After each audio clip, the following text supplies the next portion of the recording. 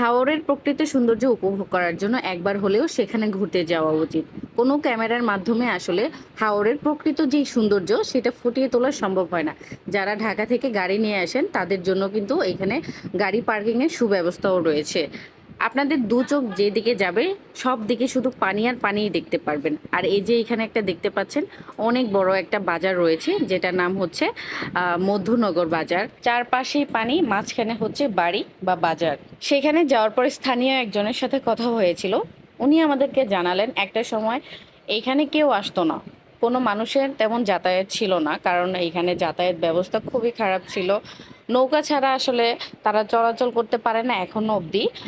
তো এইখানে রিসেন্টলি একটা অনেক বড় ব্রিজ হয়েছে। সেটার জন্যই মূলত এখন মানুষ এত বেশি সেখানে যাতায়াত করছে। এই জায়গাটা যতটাই না সুন্দর তার চাইতেও বেশি সুন্দর ছিল আজকের ওয়েদার। এই ওয়েদারের জন্য এই জায়গাটা যেন আরো অনেক বেশি সুন্দর লাগছিল। আর সেখানে যাওয়ার পর অনেকেই বলছিল এটা নাকি গরিবের কক্সবাজার।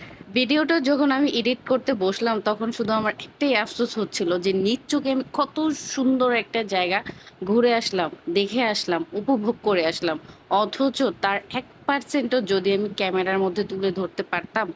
এত সুন্দর জায়গা। আর ওই যে দূরে দেখতে পাচ্ছেন সেইখানে কিন্তু ইন্ডিয়ার যে পাহাড়গুলা ছিল সেগুলো খুব সুন্দরভাবে দেখা যাচ্ছিল। হাওরের মাঝে এক প্লেট ফুচকা খেয়ে আজকের মতো আমাদের হাওর ভ্রমণ শেষ হয়ে গেল। আল্লাহ হাফেজ, আসসালামু আলাইকুম।